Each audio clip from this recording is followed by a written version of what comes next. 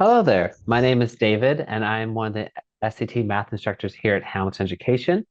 Today, I'll be going over Test 303 and reviewing over Math Module 1 and 2. I welcome you to come along with me. Question 1 is asking you to combine linear terms. And one thing you may notice right away is that this is simple linear terms. So we're going to move the negative 4x to the left-hand side so that way our x's are all positive. And when we do that, we can do plus 4x, and we get 7x minus 2 is equal to 12. Now we want to combine the numbers with the numbers. So 7x is equal to 14. And lastly, because we're solving for the value of x, we're going to divide both sides by 7. So that gives us x is equal to 2, and our answer is C. Question 2. Question 2 is making a linear inequality based on a model. So we have a delicious donut store that sells glazed and cake donuts. The glazed donuts and cake donuts each cost $1.25 and $1.50 respectively. So that means that the glazed are $1.25 and the cake donuts are $1.50. If Sally wants to spend less than $10, so it's going to be under the budget. So looking ahead, we want less than 10, so we don't want B. And which of the following inequalities could represent the total number of G glazed donuts and C cake donuts that she can buy? Well, we know that glaze is 1.25 times the number of G. And then the cake donuts were 150 each. So 150 times C, we make this less than $10. Scanning our answer choices, A looks pretty good. B is very close to the correct answer, but since it said less than $10, not less than or equal to, we can cross off B. And then C is very close to the correct answer, except they flip the numbers. So A is the right answer. Question 3. A small study was conducted in a classroom to illustrate conditional probability. The teacher totaled the number of students by their sex and whether or not their hair was blonde or not blonde. The results are collected in the table above, as we can see. What is the probability of selecting a blonde-haired male out of all students? So blonde-haired male is going to be 8 of them, and we have to do it out of all students. So if we grab our calculators, we can see the total is 50 males and 50 females. So we have a total of 100 students. So we're going to put 8 blonde-haired males on top out of 100 total students for the answer to be A. Question 4. What percent of the circle shown above is shaded if the central angle has a measure of 2 pi over 3 radians? Disregard the percent sign and round your answer to nearest whole percent. So this is a classic sector area problem, and we will want to use proportions here. So we have the number of radians out of total radians is going to be equal to percent. So it's going to be p% out of 100. Okay, well, we know the central angle is 2 pi over 3. So we do 2 pi over 3 divided by 2 pi is equal to p over 100. And really quickly, we see that p is equal to 100 over 3%. Now, if you stop there, you got the exact answer. So the question said to disregard the percent sign and round your answer to the nearest whole percent. So this is 33.33333%. When we round to the nearest whole percent, the answer will be 33. Number 5. Sorry, Reed, retake that. Question number 5. We have a system of equations here, x plus 2y equals 12 and x minus y equals 6, and we're trying to find the value for y. So I'm going to eliminate the x value so I get the y directly. And I can do that very quickly by subtracting the bottom equation from the top equation. When I do that, I get 2y minus negative y. So 2y minus negative y is equal to 12 minus 6. 3y is equal to 6. Y is equal to 2. And that is what the question is asking for. And so the answer is A. Question 6. Cheap coin had a value of $12 in 2013, and in 2023, it had gone up to a whopping $24,000. By what percent has the value of cheap coin increased by over the 10-year period? So there's 2 ways we can solve this problem. One way is to do percent increase times the original amount is equal to the amount of increase, or we can set up in a generic formula. I'm going to use the generic formula. So our percent increase will be 1 plus the percent increase, which is what we're solving for, over 100, times the starting amount of $12 is equal to the final amount of $24,000. Okay. When we then divide both sides by 12, we get 1 plus pink over 100 is equal to 2,000. We then subtract 1 and then times it by 100%. So that would be 1,999 times 100. So let's look at our different answer choices. It would not be B or D because it's going to start with a 1 and then followed by 9. And it's tempting to pick A because that's the initial number that we got, but we had to multiply 100%, so it's going to multiply and make it 10 to the power of 5. So the final answer is C. Question 7. Lines M and N are parallel, so we should mark them that they are parallel, and are cut by transversals J and K. So we're probably going to be tested on our parallel lines and angle theorems. So one thing I noticed right away is that angle Y here would be an alternate interior angle to this top angle. So I can put a Y here. And I can see that 130 and Y make a linear pair, meaning that they add up to 180 degrees, which means Y is equal to 50 degrees. Going forward, I notice that X is outside of that triangle. So that means X, the exterior angle, is equal to the sum of the two remote interior angles, which is going to be 35 degrees plus Y. However, since we know that Y is 50, we know that X is now 85 degrees. All right, now before we stop ourselves early, make sure we find the sum of X and Y, which will equal 85 plus 50, for a total of 135. So the answer is B. Question 8 looks like a linear model up front, and we can combine like terms. And then the question that they're asking for is unusual. It's not asking us to find X or Y, but some other expression. So we're going to start with combining like terms. And I get 3x minus 2x, which is going to be 1x, and 6y minus 4y, which is going to be plus 2y is equal to 10. Now, while I can't do anything with this right away, I notice that if I multiply both sides by 2, I'll get what the question's asking for. Let's try that out. 2x plus 4y is equal to 20. Now, that does answer the question, but then the answer will be C. 20 is our answer. Thank you. Question 9. The equation negative 2/3 2x plus 3 times 3x minus 2 plus 15 can be rewritten in the format of ax squared plus bx plus c. What is the sum of a and c? So if this question is talking about the structure and expressions, we have to make the left side equal the right side equal to the left side. And then once we find the value of a and c, we can add them together.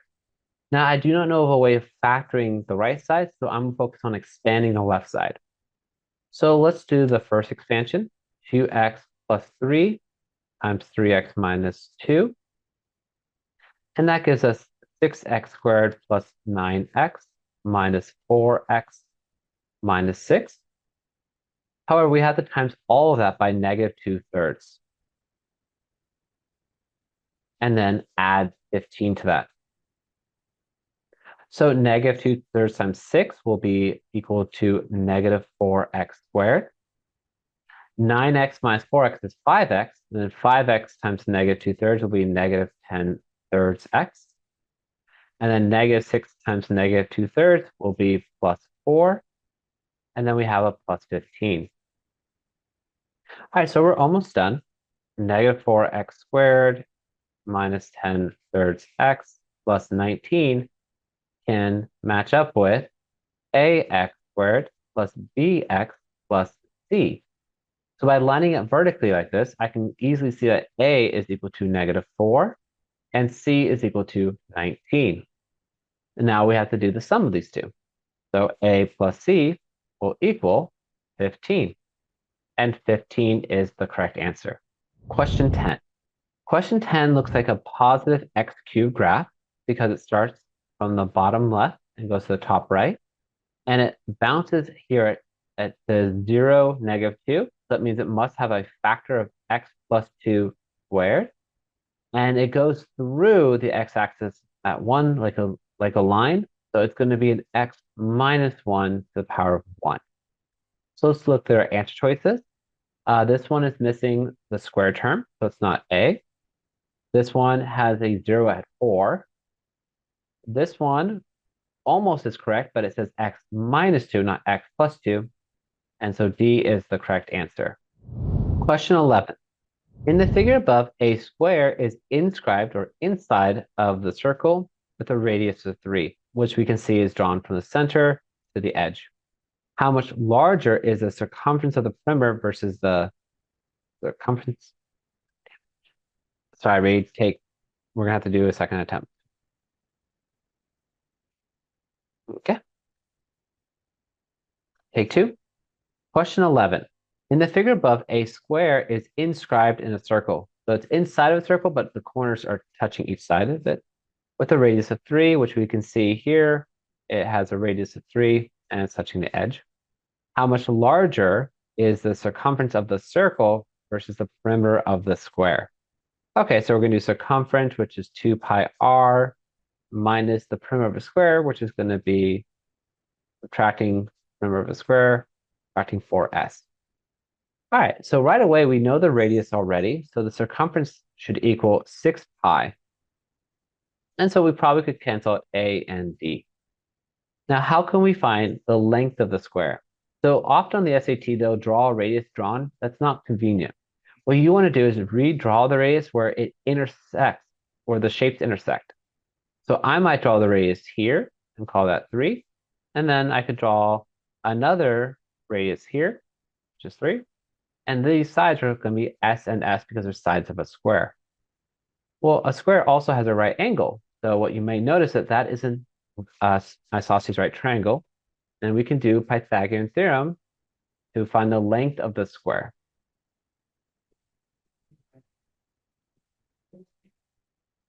So from here, we get S squared is equal to 18, and S is equal to square root 18, which is going to be 3 root 2. All right, so the perimeter of the square is going to be 4 times 3 root 2, or 12 root 2.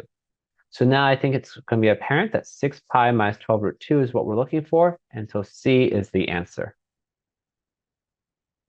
Question 12.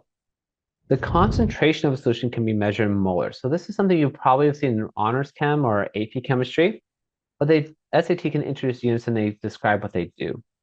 So we can see that molar is the number of moles of solute per liter of solution.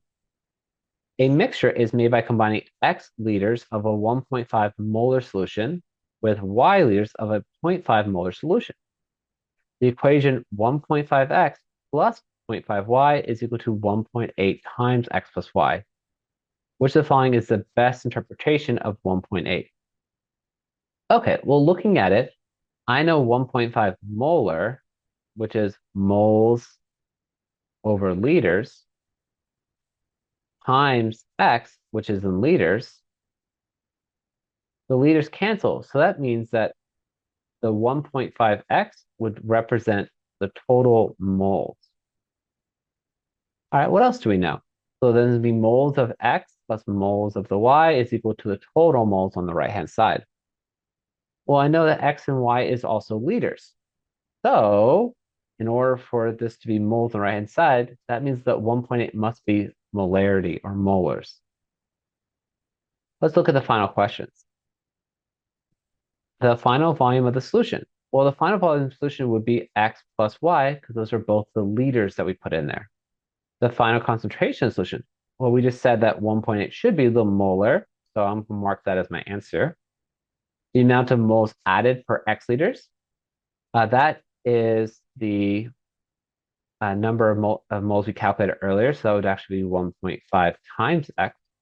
And the amount of moles added per Y liters, well, that would be 0.5 times Y. So the question could be pretty challenging if you've never heard of the word moles before, but we can use the unit analysis to kind of match up where the term should go. And that's why the final answer was B. Question 13. Javi started this month earning $15 per hour. He's offered a $1 per hour raise every month for the next 10 months. So that might look something like 15 plus $1 per every month for the next M months. Rish is still in high school, but he shows tremendous potential. He was a very great guy. Uh, Still a great guy. He's just no longer working at Hamilton Education.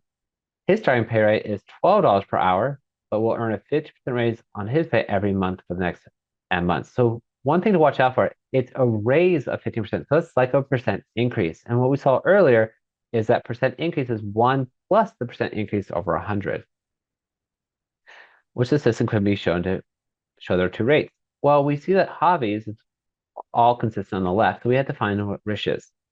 So it starts at $12 per hour, but we're multiplying it by a 50% rate. So it's going to be 1 plus 15 over 100. And then because we keep multiplying every month by this raise, we raise that to the power of m. So we can rule out A, B, and C, and our correct answer should be D. Hey, Reed, just real quickly, let me know if I need to reshoot this question because the moles is bleeding over from question 12. Okay. All right. But if you can erase it somehow in post, great. All right. I'm ready to go with the question. Question 14. F of x equals 3x minus 2, so it's a linear model. A new linear function g is perpendicular to f. So right away, I know the slope of f was 3, so the new perpendicular slope is going to be the opposite reciprocal, or negative 1/3. And it will have the same x-intercept of s. So it's tempting to pick the negative 2, but that's the y-intercept. So for x-intercept, we make the y value 0. So 0 is equal to 3x minus 2. And then we move the 2 over by adding. And then we solve for x by dividing by 3. So the x-intercept will be 2/3, 0. Now that we have our information, let's make our model. One way I might do this is actually do a point slope form, because we have a point and we have the slope. So the function g of x is equal to negative 1/3 times x minus 2/3 plus 0. All right, but what's the question? The question said, which of the following gives the y value when g crosses the y-axis? So whenever it crosses the y-axis, the x value is 0. So this is really asking you what is g of 0. So we can plug it in.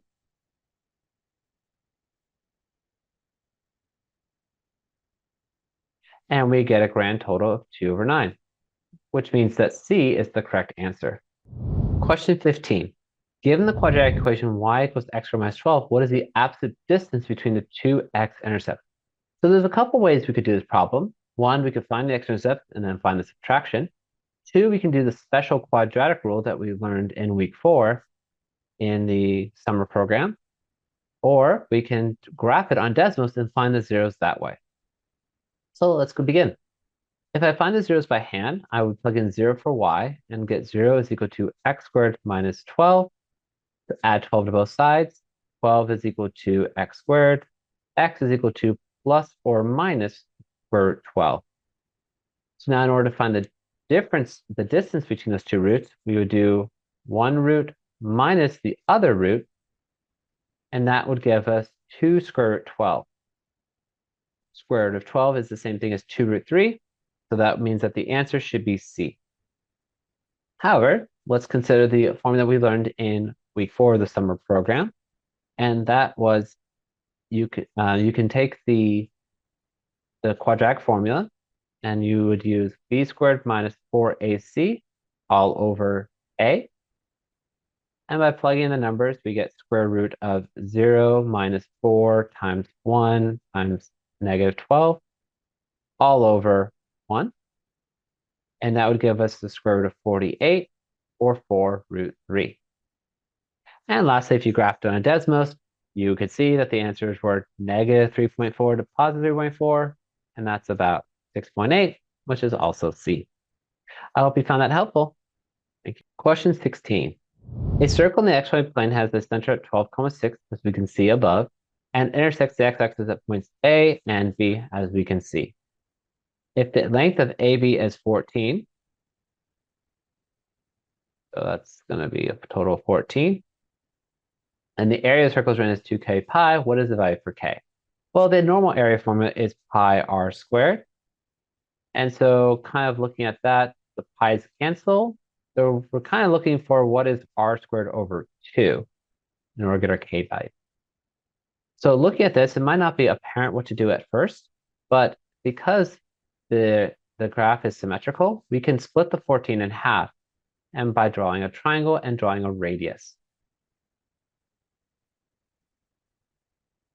So because that's 7 in this way and 7 this way, if we start at 12 at our x, 12 plus 7 would make point B be 19, 6.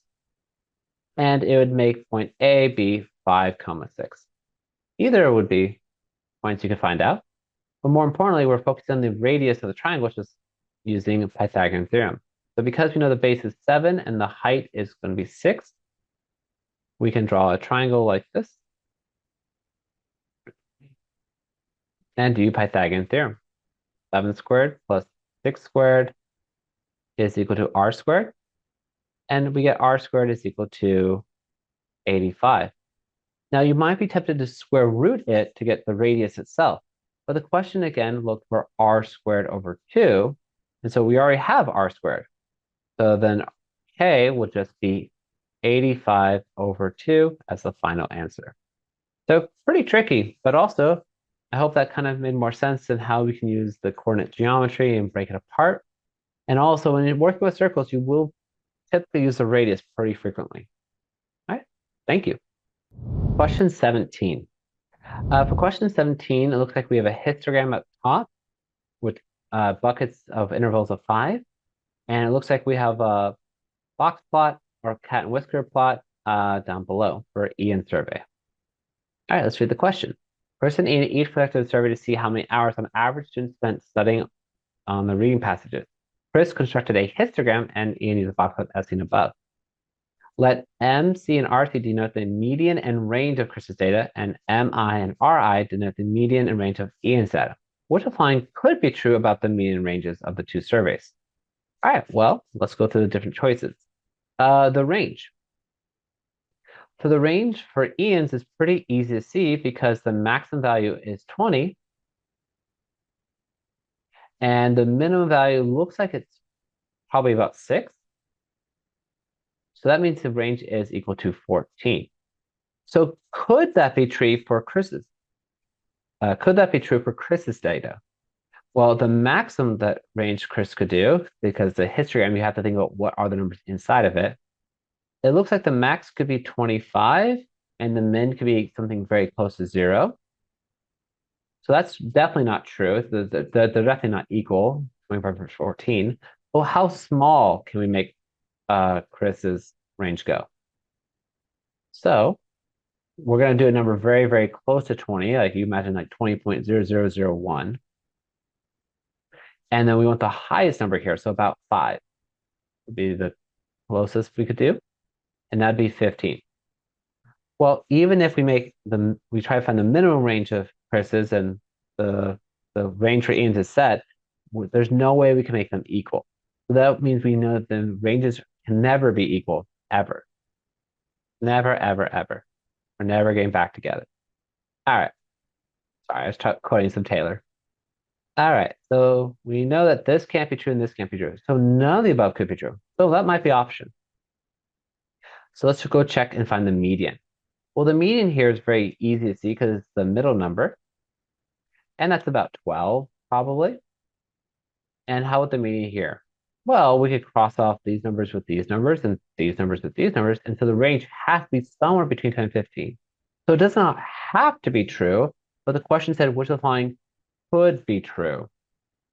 So the medians could be equal, but the ranges could never be equal, which is why the answer was C. So pretty tricky, but I hope that made more sense. Thank you. All right, question 18. We're almost to the end. For this system equation above, how many real solutions exist? Well, one thing we could do very quickly on the SAT and on the ACT is graph it. So if we graph it, we get something that looks like this. And one thing I see really quickly is that there are 2 real solutions. The line and the parabola intersect twice. That was very quick, and we can get the answer as C. However, what else could we do? Well, we could go back to the discriminant. Before we do that, we have to set the equations equal to each other. So 2x plus 3 is equal to 2x squared minus 3x plus 6. Then we set the quadratic equal to 0. 2x squared minus 5x plus 3. And then for the discriminant, we do b squared minus 4ac. So in this case, the a is 2, the b is -5, and the c is 3. So we're going to get 5 squared minus 4 times 2 times 3. And we get 25 minus 24, which is greater than 0. So that means there are 2 real. And that confirms our answer. But you have a graphing calculator on both the SAT and ACT, and you have Desmos, so you can use those to quickly solve these harder questions. Question 19. Farmer David, hello, wants to investigate the concentration of detrivores, also known as bugs and earthworms in my garden, and is 1 meter by 2 meter garden bed. Instead of disturbing the entire solar ecosystem, he took 10 centimeter by 10 centimeter samples and found an average of 12.2 detrivores per 100 centimeters squared.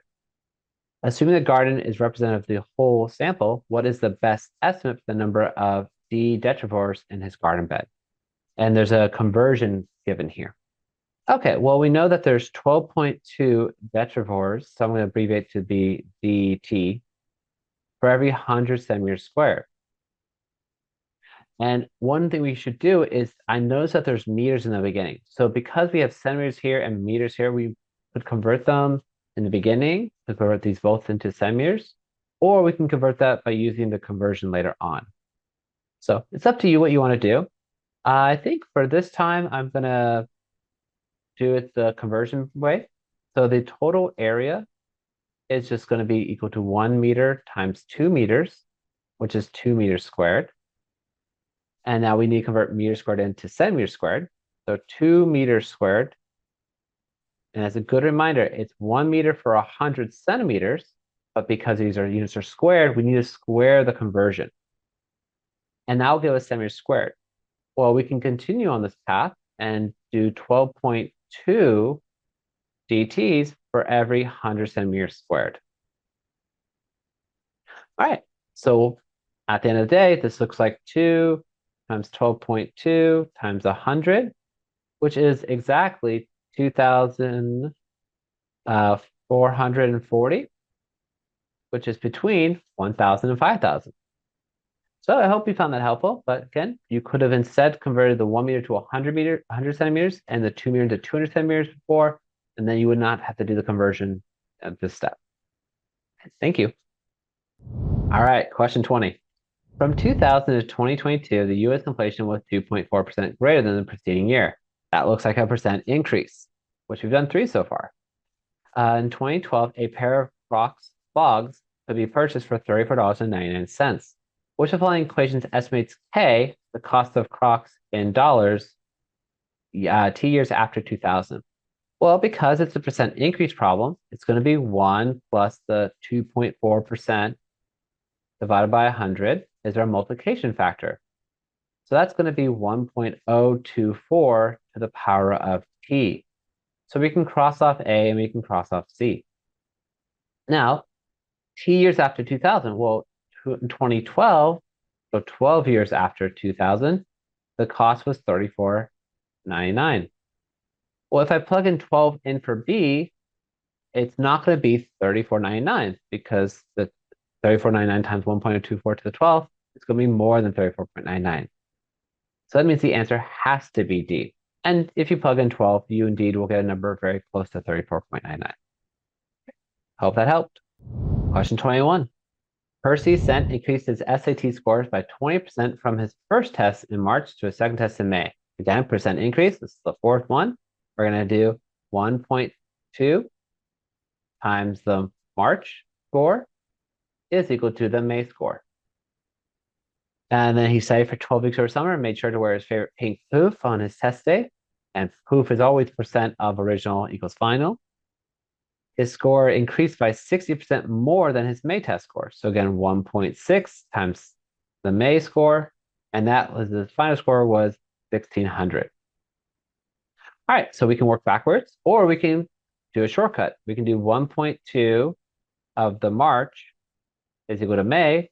So then we can replace the May here with the 1.6 is equal to 1600. Now we can just take the March score and set that equal to 1600 divided by 1.2 and 1.6 on the bottom, which gives you a grand total of 830 points. So Percy did a great job studying over the summer and practicing his percent skills. And that's why his score went up so much. All right, question 22. We made it to the last problem in module 1. We have a triangle drawn and the figure may not be drawn to scale. In the figure above, BC is parallel to ED, so we probably want to mark those parallel. And we have looks like 2 triangles, so we might be using similar triangles here in this problem. AC is 39, so the whole length is 39, not just CD. And BE is 12, which is labeled. If the tan of angle EAD, so down here, is 5/12, what's the value of EA? Well, because tan is 5/12, I can write the ratio for ED is 5x to 12x to 13x. Because the trig ratio can be any of those values, because the x's will cancel out. However, we can also do the big triangle too. So if we did the big triangle, it would then be 5y, 12y, and 13y. So here we can then see very quickly that y must be equal to 3 in order to get it equal to 39, which means that BC is 15, and that means that BA is going to be 36. So that doesn't necessarily seem helpful. However, our goal is to find EA, and I noticed that the length AB is equal to the length of BE plus EA. So now we know that AB is 36 and BE is 12. We can then solve for EA by subtraction. And EA is then equal to 24. And 24 is the correct answer. All right. I hope you found that to be helpful, and I'll see you in the next module. All right. We're on to module 2 now of math test, SAT test 303. Let's get started. Question 1. Which of the following includes all solutions to the quadratic equation above? Well, we can see this is quickly a difference of squares, so it's x plus 3, x minus 3. And that means we get 2 different zeros of x3 and -3, which is the answer C. You could have also plugged in the answer choices and see which ones worked and did not work, and do cross elimination as well. All right, question 2. Spencer the speedster sped through a race with such force that his max speed reached 9 meters per second. What is his max speed in kilometers per hour? Note there's 1,000 meters for every kilometer. So they gave us a conversion from meters to kilometers, but not for seconds to hours. So let's start with the 9 meters per 1 second. And we can get rid of the meters by doing 1,000 meters or 1 kilometer. And then there are 60 seconds in a minute. And there are 60 minutes in an hour. Now, as a cool little shortcut, what you can also do is say that there's 3,600 seconds in one hour. All right, and that gives us about 32.4 kilometers per hour. So the answer is D. All right, question 3. If x equals 1 is the solution, what's the value for a? So again, good reminder to plug in 1 for x, not for the a value. So a times 1 minus 4 is -3, plus 3 is equal to 0.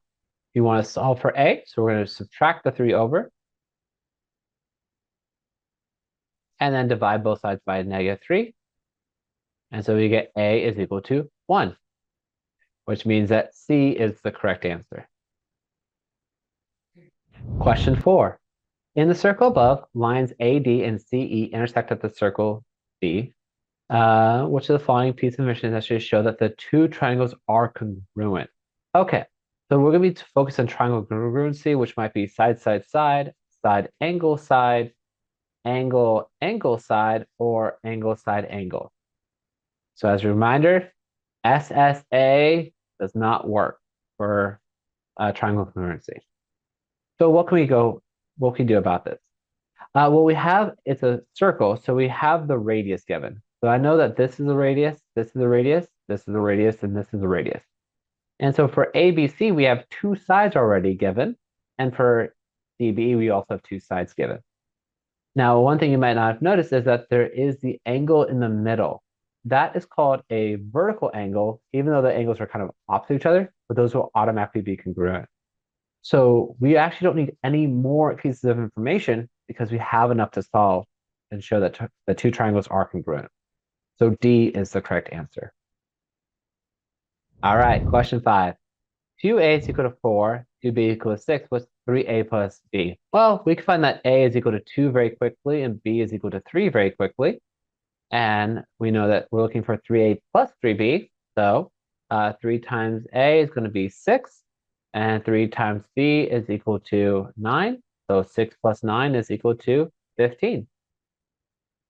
And that is the correct answer. Two spherical balls A and B have a radius of 3 and 6 inches respectively. The volume of ball A is how many times larger than the volume of B?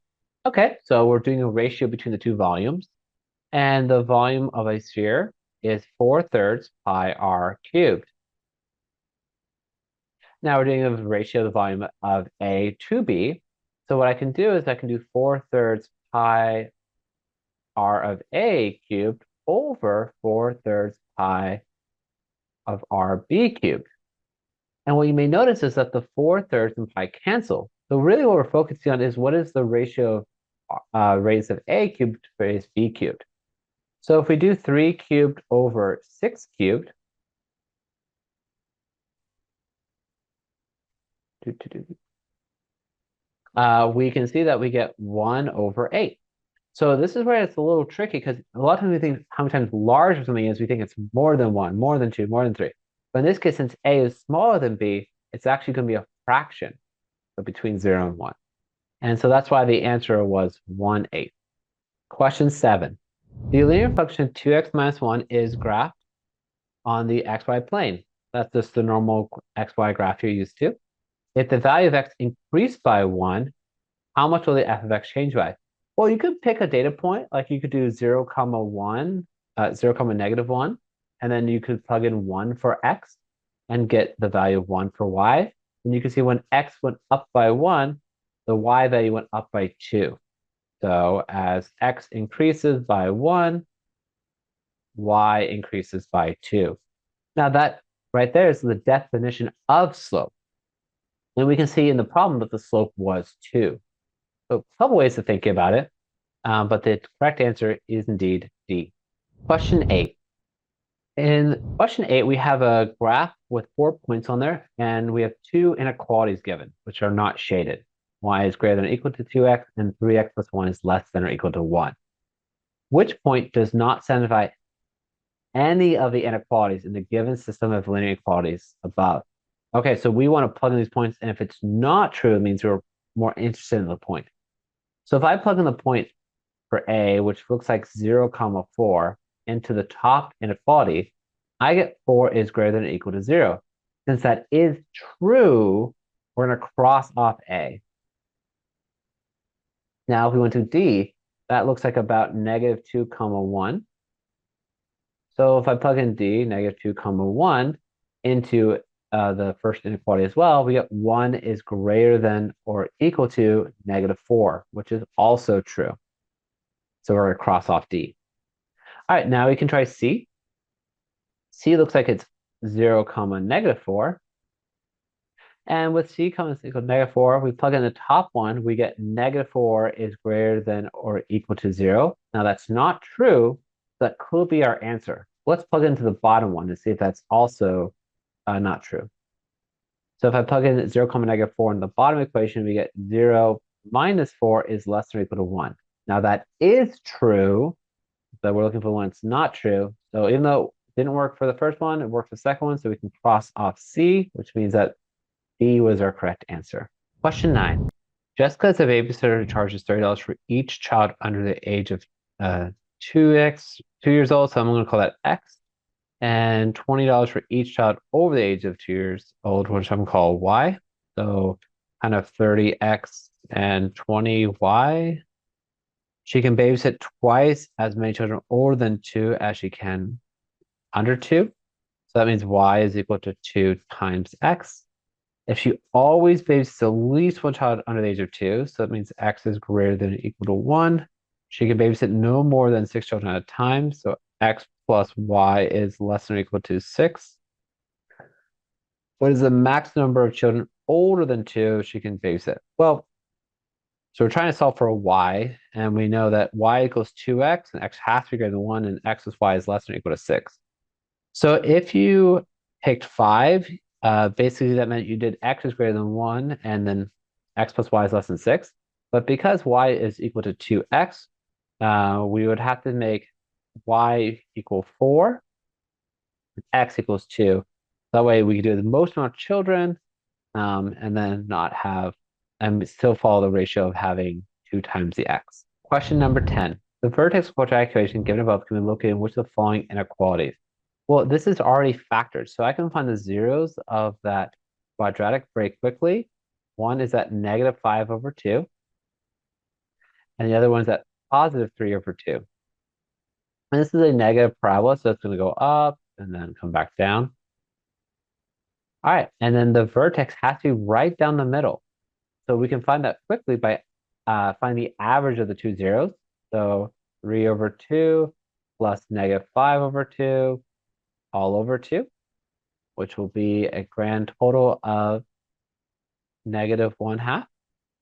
Now, where is -1/2 located? Well, it's located between -1 and 1. The answer was B. Question 11. It looks like we have an exponential equation, but this time we're adding a bunch of x bases together, which is a rule, but not the one maybe you're thinking of. So it's tempting to confuse it with the multiplication rule for bases where we add exponents. In this case, though, just like if you had a plus a plus a, which would give you 3a, here we have 2x plus 2x plus 2x plus 2x, which we're going to have 4 of those. So 4 times 2 to the x is equal to 16. Divide both sides by 4, and we get 2 to the x is equal to 4.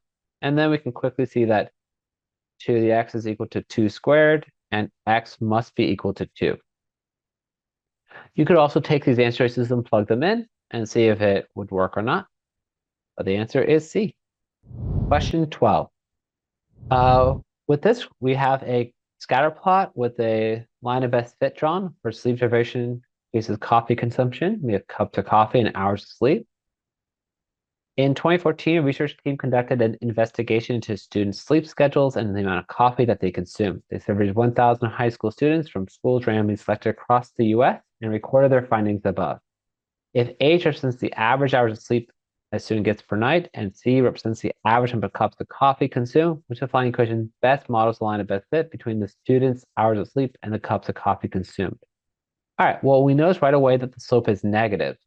So we can cross off C and D because those slopes are positive. And then if I look at A and B, well, the y-intercept for B is 5. And now that point right here, that is a 5, but the x value, or the h value in this case, is 4. So that's 4 comma 5. So if you picked B, unfortunately, you got tricked by that. Alternatively, you could use this point here, which is 10 comma 0, and that is how they got the answer A, using point slope form. So kind of tricky, but good thing to look out for. Make sure you pay attention to the x and the y axes. Question 13. Which of the following gives a set of all solutions for the equation above? Now, we could graph this on Desmos and find it pretty quickly. We can also do this by hand. So whenever you're solving equations with quadratics, sorry, I'm going to retake that read. Redo that again.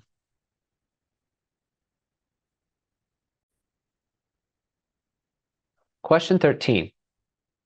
Which of the following gives a set of all solutions for the equation above? So whenever you're dealing with equations with square roots or radicals, we want to isolate the radical first before squaring both sides. So since the radical is already by itself, we're going to square both sides. and we get 4x is equal to 4x squared minus 16x plus 16. Set it equal to 0. 4x squared minus 20x plus 16. I can divide everything by 4 and make it a little bit easier to work with. X squared minus 5x plus 4, x minus 1, x minus 4. And it seems like we have our answers. There's only one problem. Whenever working with logs, exponential, rational functions, you need to check for extraneous solutions. So we found the solutions, but we have to plug them back in. So I'm going to start with 1.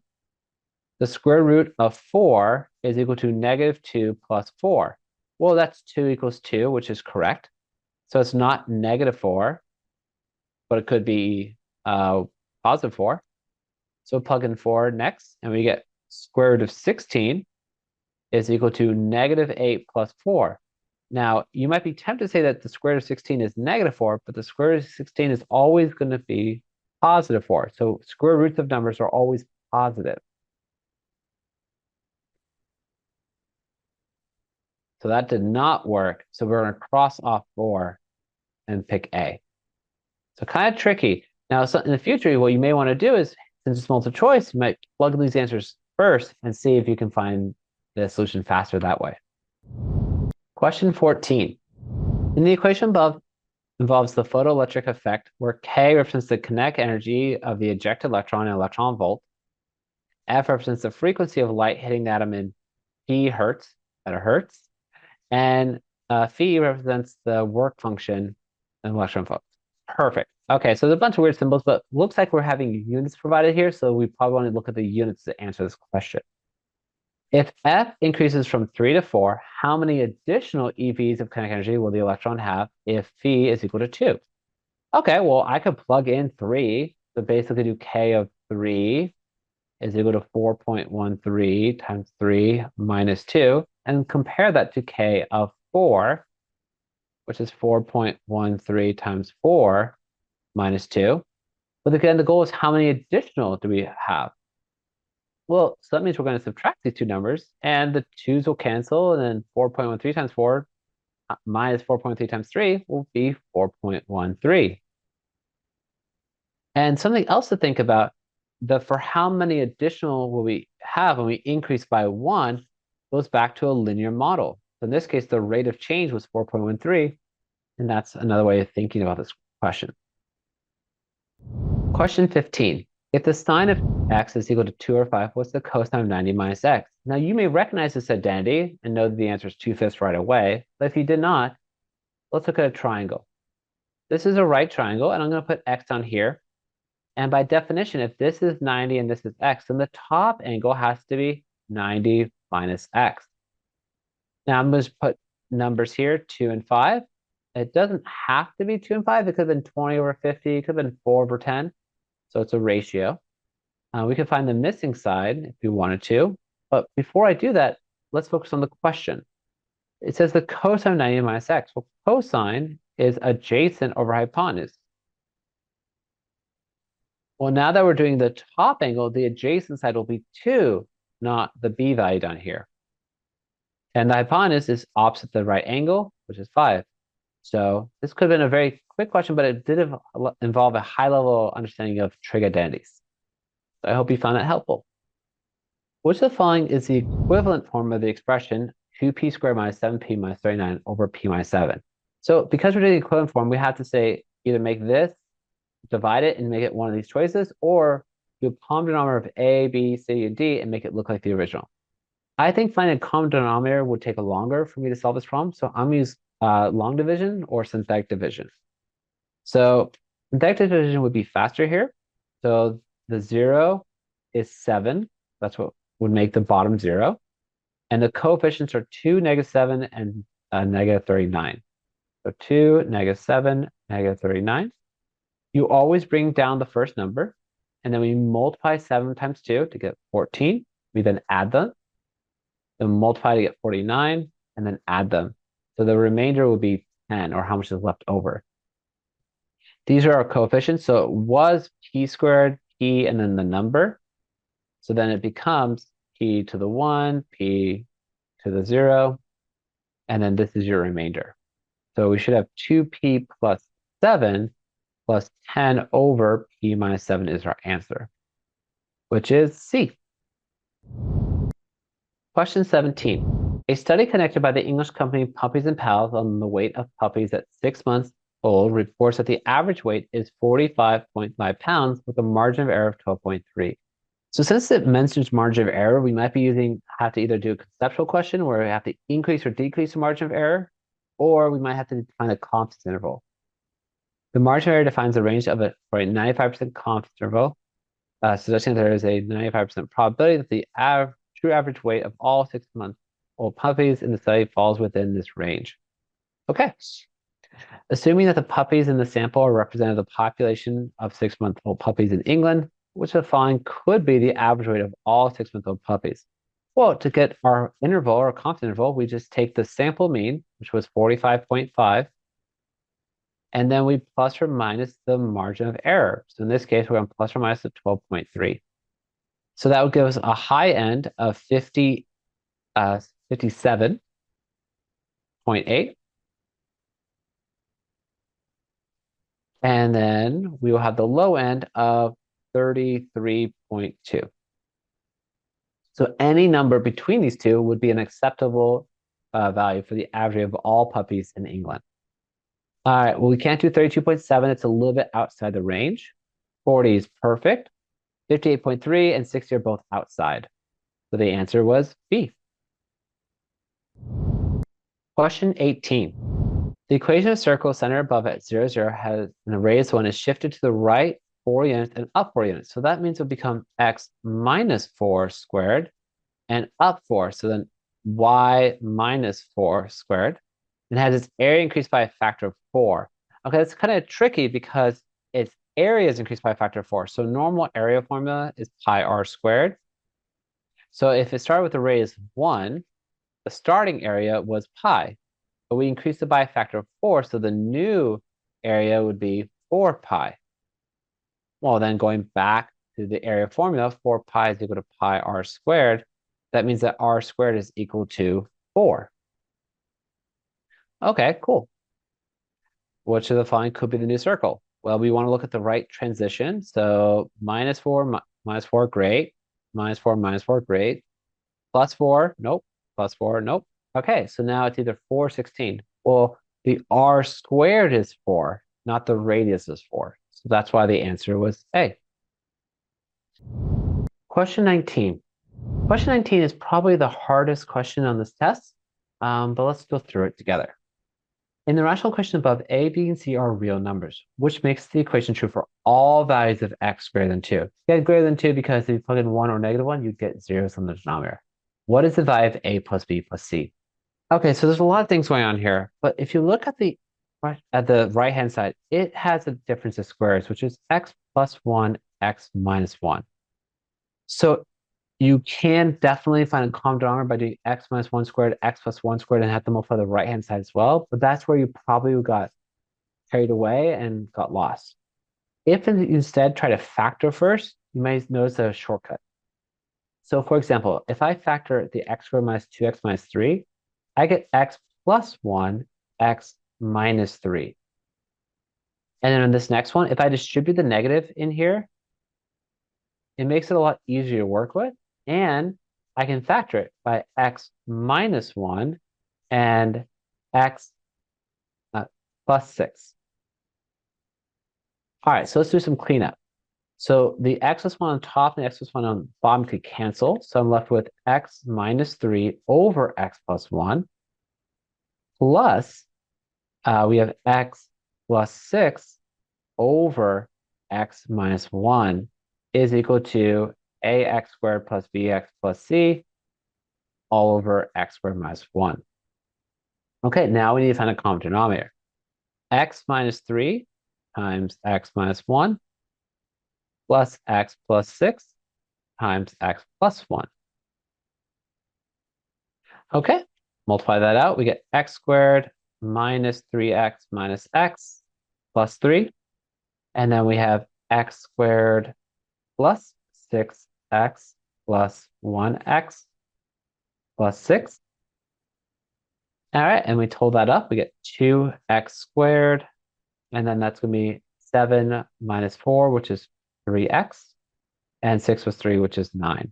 And that matches up with ax squared bx plus c.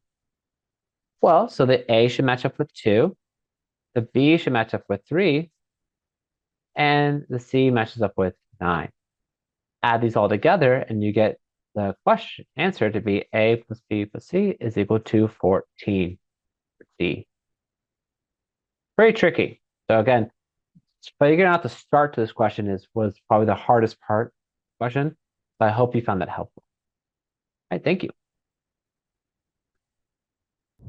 Question 20. Serenity has a large purchase order for her company, Serenity, delicious place up in San Marcos, if you ever get a chance to go. After totaling up all the ingredients to make her famous boba tea, she hands her annual 20% coupon to the Fatigue cashier, who mistakenly charges an additional 20% instead of getting her 20% off. So instead of a discount, it did a percent markup. Serenity only realizes the mistake after paying D dollars on her credit card. Instead of getting a complete refund and starting the order all over again, how much money should be credited back to her account in terms of fee? Okay, so what should have happened is that she should have gotten 20% off, right? So it's going to be 80% of her total should be the amount she should have paid. But what happened instead, she got charged 20% extra. So 1.2% of her total was equal to D dollars. So how can we fix this? Well, one way I can divide both sides by 1.2 to get T by itself. And that is 6 or 5. So we could also write it as 5, 6 times D. You guys just leave it as the decimal 2. We can then substitute that in. And 8 over 10 is 4/5. So 4/5 times 5, 6D is equal how much she should have paid. Okay, we can see that those cancel and that cancels. So she should have paid 2/3 of the amount that she was charged. But that's not quite the question. The question is, how much should she get back? So if she's supposed to pay 2/3, then she should get 1/3 of it back. And that's why the answer was B. Question 21. In the unit circle above, angle ABC is between pi/2 and pi, which the following choices are true. Okay, well, one thing I know is T has to be greater than 0. And it's definitely between pi/2 and pi. So which of these are true statements? Well, cosine of 13 pi over 3. Well, that right there is about 4 pi and 1/3. So that would actually be in quadrant 1, which means that it should equal 1/2 on your calculator. This right here, sine of 7 pi is actually always equal to 0. So T cannot be 0, it must be greater than 0. So it's not A or B. And so we got a few left here. So either C or D. Looking at C, we can simplify that to be cosine of 28 pi over 3, which that's going to be 8 complete cycles with 4 pi over 3 remaining, which would put it down in quadrant 3. And quadrant 3, cosine is negative, so that's also not true. So the only one that could be true is D. And you could also find out pretty quickly by finding out this reference angle. So because the cosine is negative 1/2, that means the T is going to be √3 over 2. And so I know that this angle must be 5 pi over 6. So that's another way of thinking about it. So you could just hit trig inverse, find it, and then see which ones are equal to √3 over 2. So pretty tricky looking problem, but kind of has a good review of your unit circle skills. All right, the final question. Question number 22. If the system linear equation above has more than 2 solutions, what is the value of A over C? Well, if it's more than 2 linear solutions, that means these are going to be the exact same line. They have to have infinitely many solutions. So let's make some simplification. First off, I'm going to move the 5/6 to the 5/2. So 5/2 plus 5/6. And then I kind of want to multiply everything to get rid of these fractions. So common denominator would be 30. So then we would get 20x minus 24y is equal to 75 plus 25. And then the bottom one, we can multiply everything by 3 to make care of that fraction. So then we get 3ax plus 2y is equal to 3c. Okay, so we know they have to be the exact same line. Oh, well, I see that is a negative 24y and this is a 12y, so I can multiply the bottom one by negative 12. All right, and then that would give us negative 36ax minus 24y is equal to negative 36c. And so from here, what we're going to want to focus on is kind of find some ratio between a over c. So kind of going through it, we could play the matching game to kind of figure out what a equals and what c equals. But you kind of might see a shortcut here. If I take this and divide it by this, that would be a over c. So negative 36a over negative 36c is equal to a over c. So then look at the top equation, I should take that 20x, or the 20, over the 100. So that is the answer, 20 over 100, also known as 1/5. So I hope you found that helpful. It was a pleasure teaching you, and I hope you see you in the next one. All right, take care now.